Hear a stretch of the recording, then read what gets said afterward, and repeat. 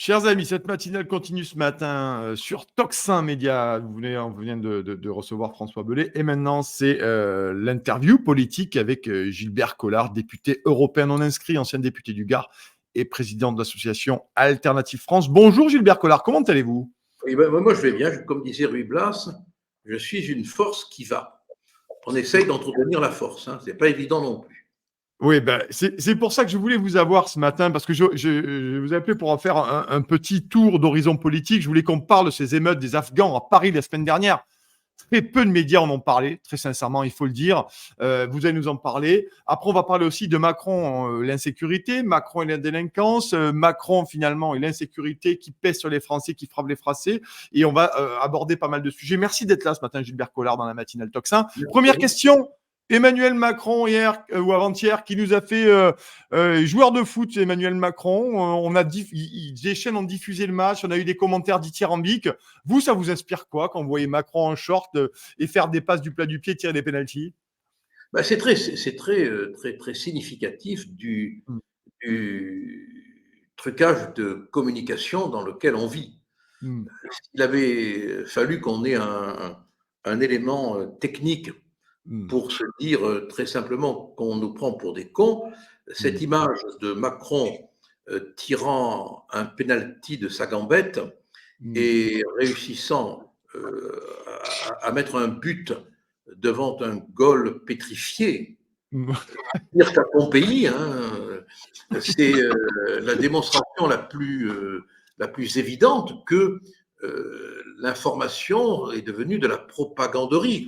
Bon, il faut être complètement con pour ne pas se rendre compte que le goal aurait été très malheureux s'il avait arrêté le but. Bon, il aurait peut-être arrêté pas que le but. Ouais. C'était la garde à vue peut-être, non, Gilbert Collard? C'était peut-être la garde à vue qui l'attendait à la fin du match, le goal. Oui, dans un filet, en plus, dans un filet. Une garde à vue dans un filet, oui. Non, mais on en rigole, mais les Grecs, qui quand même ont tout inventé, quasiment, donnaient beaucoup d'importance à la notion d'anecdote. Ouais. Pour eux, l'anecdote, elle avait un sens très significatif de ce qui emporte la vie. Parce que derrière l'anecdote, il y a souvent des pans de vie qui se développent, qui se déploient.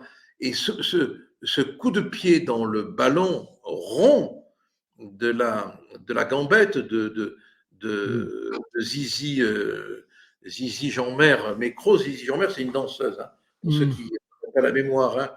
Bon, elle est très significative de l'univers de manipulation médiatique dans lequel on vit, quoi. Bon, mais c'est quand même la marque du macronisme, de croire que on est suffisamment abruti pour gober comme des oies la communication qu'il veut nous faire ingurgiter. Mais ça passe pas, ils se rendent même pas compte, et c'est ça qui est dramatique, ils ne se rendent même pas compte que ça ne marche plus, quoi. Et le problème, vous l'avez dit, Gilbert Collard, c'est qu'aussi les médias, certains médias se prêtent à ça. Je suis désolé, j'ai écouté chez le confrère de CNews, Jacques Vendroux, il y a quelques jours, nous disant Macron s'entraîne tous les week-ends, Macron il est bon, Macron il est en forme. Alors moi, j'ai rien contre Jacques Vendroux, mais je trouve quand même que dans la situation économique du pays et civilisation de ce pays, c'est quand même étonnant, stupéfiant d'entendre ça, même de la part d'un grand journaliste sportif quand même. Non, mais il faut remonter au classique, quoi. Il faut remonter à Debord, la société du spectacle. Il faut relire aussi Julien Freud qui a tout décrit, quoi, dans ses entretiens. On a affaire à une industrie. Vous comprenez bien que Macron est un produit de consommation médiatique et que tout ce qui vient alimenter l'ingénierie, la machinerie médiatique est nécessairement bon à prendre parce que le journaliste, quand il se lève le matin, il a une vie dramatique. Il est face. Non, on n'imagine pas à quel point la vie du journaliste aujourd'hui est dramatique. Qu'est-ce que je vais dire? Pourvu qu'il y ait un meurtre, pourvu qu'il y ait un assassinat, comment je vais combler par du vide, le vide médiatique? Comment? Et voilà que Macron et ses gambettes fait un match de foot. et voilà que Macron va tirer au but. Mm. Ah ben voilà, c'est du produit, c'est de la consommation médiatique. Mm. On est tous aujourd'hui des consommateurs, on est des commentateurs Mm. de la vie cinématographique, de la vie médiatique dans lequel le système est enfermé. Donc, Mm. pauvres journalistes, il faut les comprendre. Quoi. Bon, le mec, quand on dort le soir, il se dit, mais putain, demain, de quoi? Qu'est-ce qu'ils vont gober? Qu'est-ce que je vais leur filer à bouffer? Quoi. Bon, c'est, je suis sûr qu'il y a des, je suis sûr que Pascal Pro fait des insomnies certaines nuits. Il y en a d'autres, non, mais il n'est pas le seul. Il y en a d'autres Mm. avec lui. Bon, Mm. vous imaginez Mm. le journaliste vedette, comment il s'appelle, celui qui a comparu là, devant la commission d'enquête. Là. Vous voyez pas qui je veux dire là? Notre commission d'enquête, je pense à Rudi Reichstadt, mais non, c'est pas celui peut-être. Non, non, cherchez Non, bien de là. Conspiracy Watch, non, pas du tout, d'accord. Non, non, non, non, non. Celui-là qui trouvait qui trouvait pas sa feuille en dernier, qui avait perdu ses feuilles. Ah oui, Yann D'Arthez qui avait perdu ses Ben feuilles, voilà. qui est arrivé habillé comme un trappeur canadien, mais oui, je me Voilà, rappelle. moi, je ne le nomme pas parce que j'ai refusé de le nommer. Donc, Mm. il faut que quelqu'un d'autre le nomme pour moi. Vous Bon. comprenez? Voilà. Je m'y emploie sans problème, Gilbert Voilà, Collard. voilà. Mm. Mm. Voilà. Alors, lui aussi, il doit se rendre compte, la vie de ce monsieur, le matin, il doit se dire, mais qu'est-ce que je vais pouvoir, de qui je vais pouvoir dire du mal? Alors, ils sont très emmerdés parce que si on prend l'émission Quotidien, ils peuvent Mm. dire du mal que des gens de droite. Mm. Donc, ça limite quand même leur champ de tir. Oui. C'est devenu un métier très, très difficile, le métier de journaliste. Hein. Mm. Mm. Pour alimenter la machine, hein, c'est pas évident. Hein. Mm. Je voulais, alors, puisqu'on parle journaliste, et après on parlera des Afghans, bien entendu, et Ah oui. de nombreux sujets que je veux qu'on aborde ensemble, Gilbert Collard, et merci d'être là ce matin sur Toxin Média.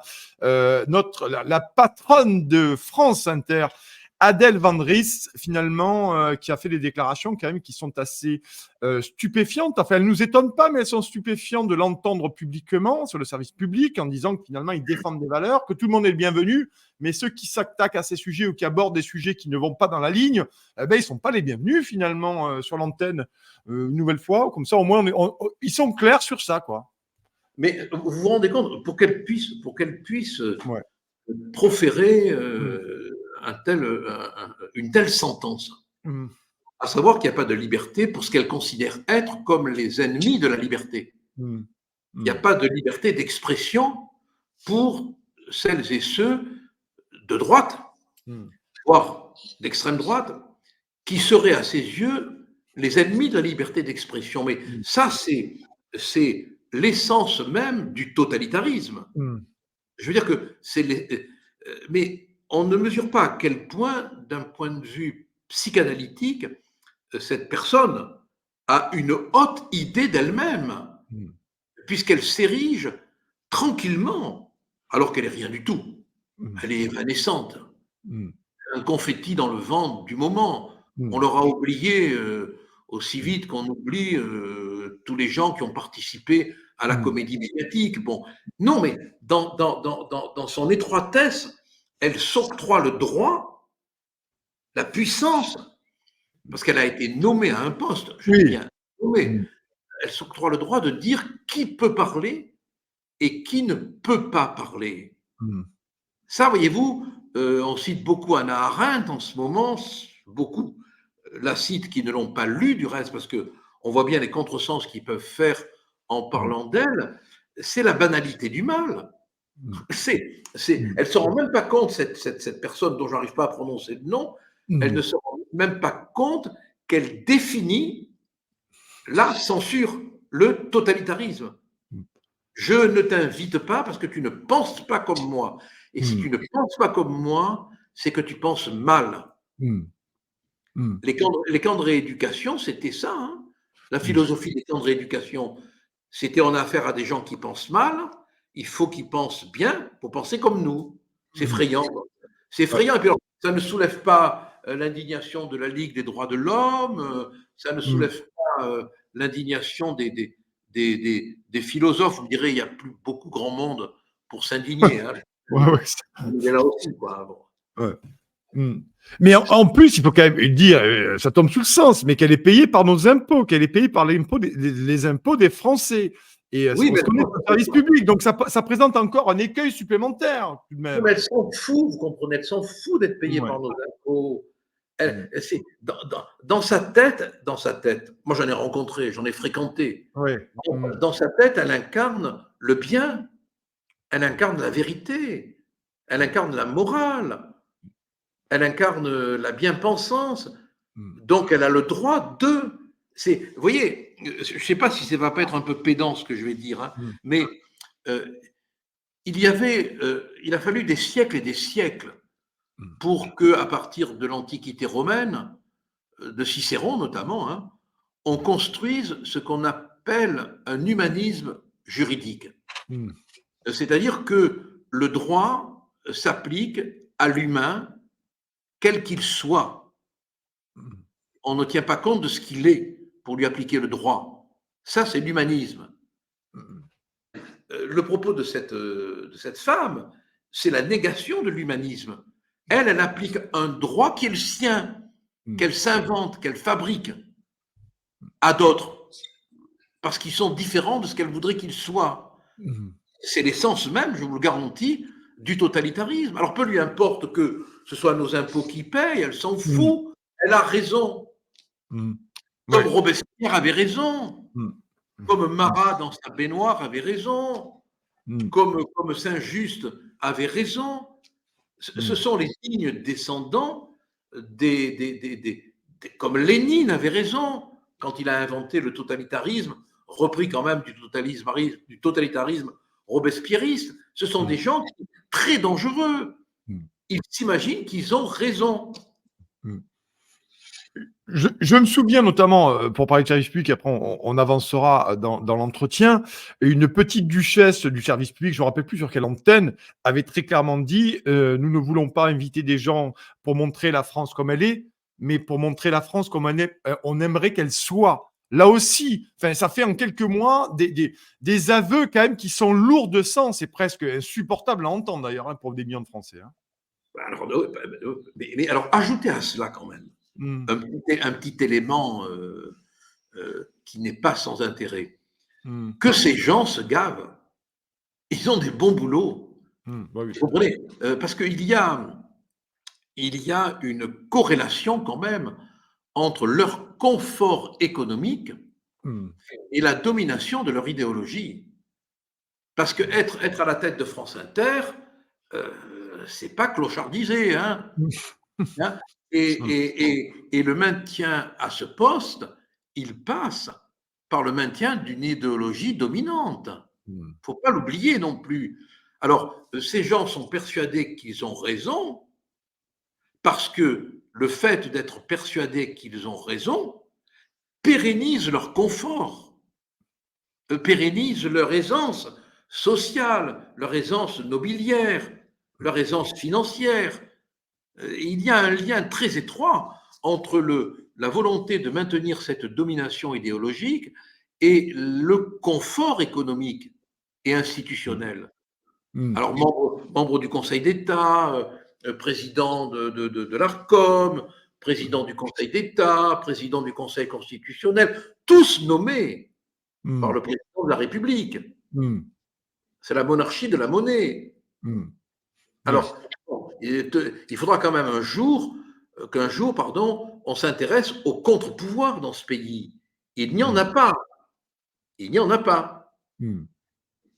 Il n'y en a, oui, il n'y en a pas et il n'y en a plus. Du coup, et éventuellement, c'est tapis rouge pour Emmanuel Macron. Il y a un sujet que France Inter et nos amis du service public éludent en permanence et criminalisent les gens qui soulèvent ces questions-là, notamment l'immigration, l'ultraviolence, l'insécurité, le séparatisme. Et il y a eu cette fameuse émeute des Afghans le week-end dernier à Paris. C'est pour ça que je vous ai appelé, Gilbert, pour que vous me donniez votre sentiment là-dessus, parce que très peu de médias en ont parlé, très peu, quelques-uns, mais vraiment, ça dénote de quelque chose. Je veux dire, ça aurait été des gilets jaunes ou des manifestants contre la réforme des retraites, je pense que le problème aurait été réglé rapidement et que la Bravem aurait intervenu rapidement pour faire cesser les troubles. Là, ces gens-là se sont baladés, sans problème sur plusieurs centaines de mètres, voire plus, en dégradant, bien entendu, Voilà. tout ce qui passait à portée de main.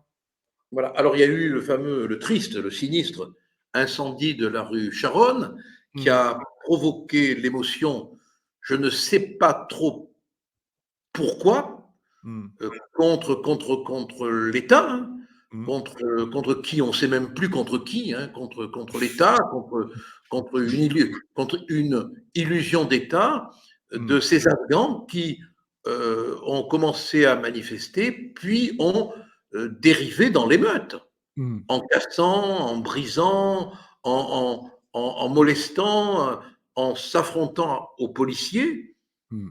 Une émeute de gens qu'on accueille, une émeute de Mmh. gens qu'on héberge, une émeute de gens qu'on soigne, une émeute de gens qu'on nourrit, qu'on loge. Et la presse ne s'est pas indignée. Mmh. Mais parce qu'il y a un lien économique aussi Mmh. entre l'immigration et tout un fonctionnement institutionnel, associatif et médiatique. Mmh. Tant que celui qui aura le courage de perforer le coffre Mmh. des ONG pour aller y voir la rentabilité qui Mmh. s'y cache, comprendront que le migrant, c'est leur gagne-pain, comme le racisme Mmh. et le Mmh. gagne-pain de Mmh. SOS Racisme était le gagne-pain de SOS Racisme. Plus de racisme, plus d'SOS Racisme, plus de migrants, plus d'ONG, Mmh. plus de migrants, plus de passeurs, assassins. Mmh. Alors, ce qui est très intéressant aujourd'hui, c'est qu'il y a un lien entre l'économie de ces activités délinquantielles, marginales, et l'idéologie. Mmh. L'idéologie médiatique vient au secours. Et c'est la raison pour laquelle que quand il y a des émeutes d'Afghans, on n'en parle pas. Et Mmh. c'est la raison pour laquelle, quand on dénonce des comportements commis par des gens frappés d'OQTF, mais qui sont Mmh. sur le territoire, on est traité de fascistes, de réactionnaires, de récupérateurs, etc. Voilà. Et c'est parce qu'il y a ce lien qu'il faut absolument constamment dénoncer. Mmh. Quand on apprend, par exemple, que l'association Utopia 56 dépose plainte contre l'ancien directeur général de Frontex, Mmh. c'est intéressé. Alors vous savez que le fondateur, c'est un spécialiste des campings, hein. Vous le Mmh. saviez? Non, pas du tout. Vous m'apprenez quelque chose, Gilbert. Oui, c'était un organisateur de camping. Vous me direz, il s'est bien reconverti, le mec, hein. Mmh. Il fait du camping immigrationniste maintenant. Mmh. Ouais. Et la situation, on le voit, est de plus en plus compliquée. Moi, j'aimerais savoir, Gilbert Collard, ce que vous pensez de l'appréhension ou du moins de l'analyse de la situation d'Emmanuel Macron. On a l'impression que ça lui passe à 15 000 bornes. Tout ce qui se passe, il est au pouvoir depuis 7 ans. Et aujourd'hui, on vit une situation qui est quasi insurrectionnelle dans bien des territoires français. Macron, ils s'en fout finalement. Ou est-ce qu'aussi il y a cette idéologie européiste derrière, depuis le pacte de Marrakech et d'autres, le pacte asile-immigration, où finalement, eh ben, c'est un fonds de commerce aussi de la Commission européenne, de Bruxelles. Eh bien, non, mais alors Macron, il n'a pas terminé sa puberté politique, hein. Mm. Donc, il est dans une espèce de jeu politique. Il ne sait pas que l'histoire est tragique. En Mm. même temps, il est le serviteur d'intérêts économiques, hein. Mm. Moi, je sais pas, mais c'est très difficile à définir. J'ai l'impression que c'est un niais, un Mm. niais, un niais pervers. Mm. Vous voyez, en même temps, il est naïvement dans le sentiment que ça peut continuer à durer comme ça. Mm. Et en même temps, il se rend compte que euh, les choses lui échappent. Mais il est dans une espèce d'euphorie infantile, juvénile, tout en obéissant à ses maîtres, qui sont les maîtres de la finance, les maîtres de la banque, et au service desquels il se trouve, hein. Voilà, donc on a affaire à une espèce d'infantilisme politique gravissime parce que la France Mm. est entre les mains d'un enfant, quoi. Voilà, Mm. un enfant qui joue au foot, un enfant qui se livre à des embrassades ambiguës, un Mm. enfant qui fait des fêtes à l'Élysée un enfant qui se contredit en prétendant qu'il n'y a pas de culture française, en prétendant qu'il y a une culture française, en Mm. prétendant qu'il y a une souveraineté française, et puis qu'il Mm. faut une souveraineté européenne. Voilà, c'est vraiment tragique de voir que on a un enfant au pouvoir, quoi. Mm. Un enfant au pouvoir, oui, oui, oui. Est-ce qu'il y a chez lui et Gilbert une forme d'irresponsabilité? On a parlé d'enfant, d'immaturité, mais une forme d'irresponsabilité aussi dans la situation qui est la nôtre, dans laquelle on est, parce qu'on a l'impression quand même qu'il ne veut pas voir. Alors il fait des déclarations, il commémore. Alors ça, il commémore, hein. Il y a un nombre de commémorations en ce moment, c'est commémore à tout va là en ce moment, Oui, mais les commémorations, c'est encore hein. de Ouais, l'ordre de la transfusion ouais. historique. Il Mmh, sait, il sait qu'il n'a pas d'histoire. mmh, Il sait qu'il n'incarne aucune histoire. mmh, Et comme un enfant fait des transferts sur des jouets, mmh, lui, il fait des transferts sur les commémorations. mmh, Il s'imagine qu'il s'approprie la commémoration. mmh, On le voit du reste, il y a quand même une gestuelle qui est significative, quoi. Quand il est dans une commémoration ou dans une pompe funèbre, on mmh, le voit dans son port de tête, quoi. Il est dans une théâtralisation de la posture qui est évidente. Bon, mmh, il est à la recherche de ce qu'il n'est pas, quoi. Un homme historique, un personnage d'État. C'est dramatique de voir cette recherche permanente de l'histoire chez un homme qui ne fait pas l'histoire, qui l'a mmh. subie, quoi, qui l'a subie complètement. Mais le drame, c'est que en même temps, nous la subissons. Voilà. Ah oui, parce que certains disent qu'Emmanuel Macron commémore à tout va, justement pour masquer le fait qu'il détruit la nation française. Donc ça lui donne l'alibi d'un président qui essaye de commémorer, de s'en remettre à des symboles et à des symboles nationaux ou des figures nationales historiques. Oui, mais enfin, il faut quand même reconnaître que de Sarkozy, Mm, en passant par Hollande jusqu'à Macron, on a traversé un désert historique. mm, Du reste, le mot historique ne veut plus rien dire. On parle d'événements historiques pour des événements qui sont des babioles médiatiques. mm, ouais, La France n'est plus dans l'histoire. mm, Non seulement on ne fait plus l'histoire, mais on n'est plus capable de la faire. On a l'impression que euh, rien au jour le jour n'est de l'ordre de l'histoire. Et c'est vrai que jamais autant que maintenant, on a consommé des événements historiques. mm, On n'a plus d'histoire. mm, Je veux dire que j'aimerais qu'on me cite un événement historique créé, pas mm, subi. Pas subi, mm, parce que le Bataclan, c'est un événement historique, mm. évidemment, et c'est un événement subi. Comme si d'un événement historique créé par Sarkozy, Mm. créé par Hollande, à part sa traversée à scooter, euh, Nocturne, nocturne. nocturne, bon, ou par Macron. Je veux dire, Ouais. personne ne peut citer Mm, un événement historique qu'on pourrait raccrocher à l'un de ses présidents de la République. La mm, France est devenue ahistorique. En même mm, temps qu'elle se désagrège, qu'elle perd mm, sa langue, qu'elle perd son identité, qu'elle perd mm, ses références, qu'elle perd sa judéo-chrétienté, mm, qu'elle perd son occidentalisation. Bon, mm, nous vivons un véritable drame métaphysique, hein. Non, mais mm, moi j'en mm. suis. Quand mes copains me disent comment tu vas, je leur réponds bien. Ouais. Je suis en pleine dépression métaphysique. Voilà. Mm. Mais comment, Gilbert, là-dessus, comment pour vous, quelle est la cause finalement de cet effondrement de la France? Parce que vous avez cité plusieurs présidents, hein. Bon, Macron, l'actuel, il y a eu Hollande, il y a eu Sarko, il y a eu Chirac. Finalement, on a l'impression, est-ce que c'est un effondrement? Je vais revenir à ma marotte. Est-ce que c'est un effondrement intellectuel de nos élites, de notre classe politique, qui finalement s'est désintégrée elle-même et a désintégré avec elle dans sa chute la France également, la grandeur de la France et ses intérêts, ses valeurs?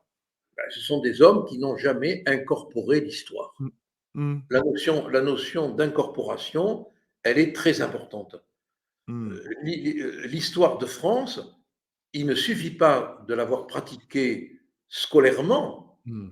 il faut l'avoir intégrée, incorporée.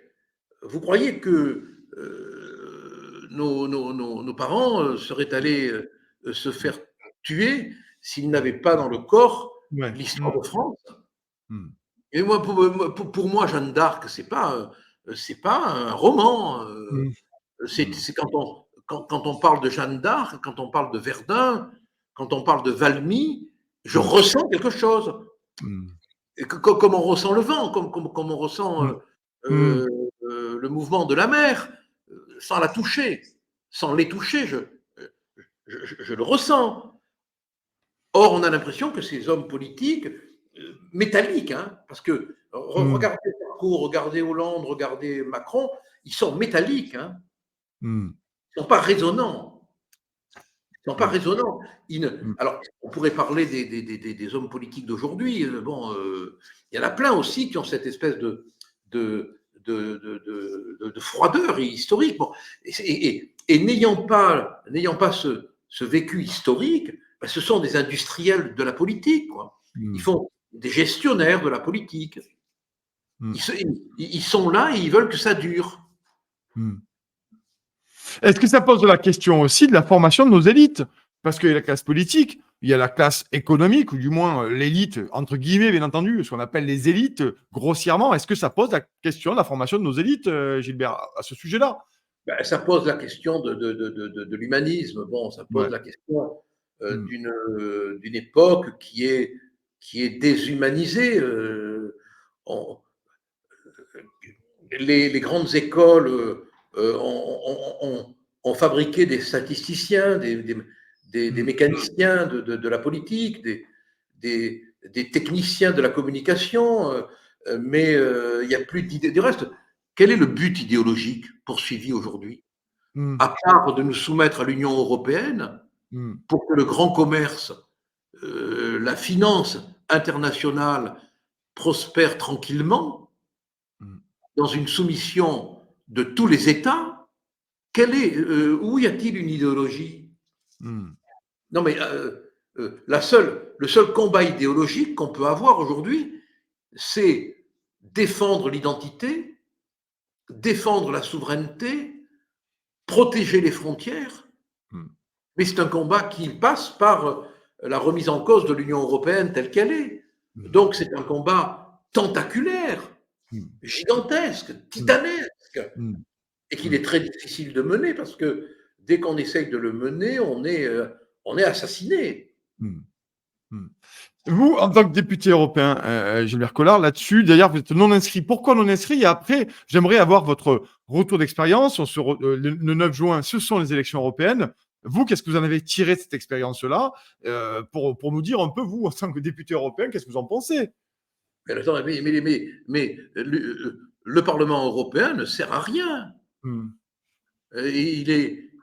C'est la Commission qui décide de tout. Le Parlement européen n'a même pas de droit d'initiative. Mmh. Alors, ce qu'il faudrait, c'est qu'il y ait une forte, puissante majorité de droite, voire d'extrême droite. Moi, je n'ai pas peur du terme Mmh. parce que la droite n'existant plus, l'extrême droite n'est plus que la droite qui a disparu, hein. Il Mmh. faudrait qu'il y ait une puissante arrivée euh, des mouvements. Parlons franchement, il faudrait que Mmh. le RN arrive très puissamment au Parlement européen de façon à exercer une espèce de terreur démocratique, hein. Il Mmh. est là. Qu'est-ce qu'il va faire? Comme ça, au moins, on le jugera avant la Mmh. présidence. On Ouais. le jugera. On saura si c'est pipeau, si ça l'est pas. Mmh. Et tant qu'il n'y aura pas une coalition des droites fortes, des droites souverainistes, capables de déclencher des enquêtes, capables de faire rendre gorge à Ursula, Mmh. capables Ouais. de, de démanteler les rouages technocratiques effrayants de cette Union européenne, on ne pourra rien faire. C'est la raison Mmh. pour laquelle moi je dis à mes amis, ne perdez pas vos voix. Moi, je ne suis plus au RN, donc mon Mmh. Oui, propos oui. est Mmh. intéressé. Hein. Bon, je suis plus au RN, et puis j'ai vraiment envie personnellement d'être un franc-tireur franc, de dire Mmh. ce que j'ai envie de dire et de n'avoir de compte à rendre à aucun parti politique. Hein. Mmh. Mais comme ça, au moins, on va le tester, le RN. Mmh. s'il arrive massivement au Parlement européen et qu'il ne fait pas le taf, on saura ce qu'il faut faire à la présidentielle. Oui, là, on a l'impression quand même que le RN a beaucoup changé. Vous le connaissez bien de l'intérieur, Gilbert Collard, vous étiez au Bureau national, vous connaissez tout le monde, tous les cadres. On oublie simplement de dire Ouais, à tous nos amis du RN qui sont dans la gloriole que nous, on y est allés quand on n'était que deux au Parlement. Hein. ouais. Hmm, Bon, je veux dire que quand même, il ne faudrait pas l'oublier, ça. Il fut un hmm, temps où au Parlement national, il n'y avait que 2 députés qui en prenaient plein la gueule hmm, et qui y sont allés jour et nuit. hmm, Il ne faudrait pas l'oublier quand même. Hein. hmm. Mais alors, ça rentrait dans les polémiques politiciennes, mais je trouve ça intéressant. Vous dites effectivement, ça sera la meilleure façon de voir ce que le RN vaut et s'il est suffisamment convaincu pour prendre un jour les destinées de ce pays. Quand vous entendez Jordan Bardella qui nous dit si jamais nous arrivons en tête largement le 9 juin au soir, je demanderai à Emmanuel Macron la dissolution de l'Assemblée nationale. Vous réagissez comment, Gilbert, à ce genre de déclaration qui a été faite plusieurs fois par Jordan Bardella, hein? Pardon. C'est une déclaration qui a été faite à de nombreuses Oui, reprises. Hein. C'est une marotte chez lui. Hein, alors, moi, je demande la dissolution de l'Assemblée nationale depuis le début. mmh. Mmh. Parce que dans une démocratie, on ne gouverne pas à coup de 49-3. Mmh. Bon. Donc, si on avait été véritablement, à mon avis, hein, en démocratie, il y aurait eu une dissolution, Ouais. bien Mmh. évidemment. Bien évidemment. Donc, la dissolution, elle me paraît une chose saine, parce que Macron gouverne d'une manière autoritaire aujourd'hui. Mmh. Le Parlement ne sert à rien. Les députés ne servent à rien. Et je crois que ça serait une très bonne chose de rebattre les cartes. Mmh. Peut-être même avec une gauche recomposée, Mmh. une gauche moins délirante. Parce que je ne suis pas de ceux, moi, qui considèrent que la disparition de la gauche serait une bonne chose. Mmh. Il faut de la contradiction en politique. Vous voyez ce que je veux dire? Oui, oui, bien sûr. Oui. Mmh. La Mmh. contradiction, bon. Ouais. Donc moi, personnellement, je sais que c'est un avis que tous mes amis ne partagent pas, mais je suis favorable à une dissolution, absolument. Mmh. Oui, oui, et il faudra quand même que tous les partis d'opposition, à un moment donné, puissent voter une motion de censure. C'est d'ailleurs le cas. Peut-être les Républicains devraient en poser une d'ici fin avril au début mai. On verra bien. Je voulais qu'on finisse là-dessus. Oui, oui, là-dessus, Gilbert Collard. On verra bien, mais les Républicains, ils ont besoin d'une grève de couilles, hein, c'est clair. Hein. Effectivement, ces propos vous sont personnels, mais voilà. Mais attendez, c'est normal. Alors, une fois, je ne sais plus qui, je crois que Ouais, c'était Léa Salamé ou Pujadas, me ouais, reprochait d'avoir employé ce terme. Je oui. lui ai dit, mon ami, on voit que vous n'avez pas de lecture. Hein. Lisez Mmh, Rabelais. mmh. Lisez, C'est lisez vrai. Rabelais. Non, c'est vrai, c'est vrai, c'est vrai, c'est vrai. Ouais, Lisez ouais, ouais. Rabelais. Je veux dire que c'est un terme que Rabelais emploie des dizaines et des dizaines de fois. Et on ne l'a jamais renvoyé devant la 17e chambre. Hein. Oh non! Et c'est vrai qu'on peut quand même dire que les Républicains manquent cruellement de courage. C'est le minimum que l'on puisse dire à ce sujet-là. Je voulais dire courage à la place de. Voilà, oui, je me Ouais. suis trompé. Ouais. Excusez-moi. Je voudrais là-dessus, Gilbert, encore 5 minutes parce que ça fait déjà plus de demi-heure qu'on est ensemble et merci d'être là ce matin. Je voulais qu'on parle de cette tribune-là, cet appel, pardon, collectif qui est paru dans le Figaro il y a 3 jours, l'appel des 50 personnalités pour un référendum sur le tour de vis fédéraliste de l'Union européenne. Vous, comment vous recevez ce genre d'appel? Il y a quand même pas mal de gens qui ont signé, pas mal de personnalités là-dessus. Est-ce que ça, pour vous, est-ce que ça engage quelque chose, une espèce de bouillonnement contre le totalitarisme de l'Union européenne que vous dénoncez, l'inanité du Parlement européen? Est-ce que ce genre d'appel qui a été repris nulle part, personne n'en a parlé, est-ce que ça vous dit quoi? Ça vous inspire quoi? Il y a peut-être un commencement il y a un Ouais. commencement de réveil peut-être. Peut-être que ça se réveille, mais Mm. c'est mou. C'est mou. Oui. Vous savez, Mm. on aura peut-être un jour l'occasion de parler plus longuement du Parlement européen. Oui. C'est une putain de machinerie administrative. Je crois que l'Union soviétique est battue Mm. dans l'organisation. Ouais. Vraiment, vraiment. Ah non, non, mais c'est une. Moi, la première fois que je suis arrivé Mm. au Parlement européen, j'ai l'impression que j'étais à la fois dans l'aéroport Charles de Gaulle et dans une espèce de succursale où il y avait l'URSSAF, le fisc, la sécurité sociale et une foire au lobby. Mmh. Une foire au lobby. Je me Mmh. rappelle de m'être retrouvé devant un local où il y avait du matériel médical qui faisait sa promotion. Ah oui. Bon, j'ai été effaré, d'abord par le fait qu'on ne parle pas un mot de français, Mmh. qu'on parle beaucoup allemand, Mmh, oui. bon, anglais évidemment. J'ai vécu l'épisode, moi, incroyable, où on nous a interdit de mettre les drapeaux de nos pays sur nos bureaux. Oui. Mmh. Faut le vivre, ça. Hein. Bon, moi, j'ai pas cédé. Hein. L'huissier, il a failli se prendre une mornifle morale. Il m'a pas enlevé mon drapeau. Hein. Bon, mais c'est quand même. Non, mais il faudrait prendre le temps pour décrire le fonctionnement, quoi, Mmh. de l'intérieur. La terreur administrative que l'Union européenne fait régner sur les députés. Mmh. En même temps qu'il y a la corruption avec le Qatar, Mmh. qu'on oublie. Oui. Quand Glucksmann parle de la corruption de l'extrême droite, il oublie tout simplement de Mmh. parler de l'affaire du Qatar, où ce sont Ouais. des socialistes droits de l'homiste qui sont impliqués. Bon, non mais ça, c'est une émission qu'on fera un jour si vous voulez. Oui, ça serait passionnant, effectivement, d'avoir votre regard sur le Parlement européen, parce qu'il y a quand même beaucoup, beaucoup de choses à dire là-dessus. En tout Mais cas, un dernier mot. Oui, attendez qu'ils soient partis. Hein.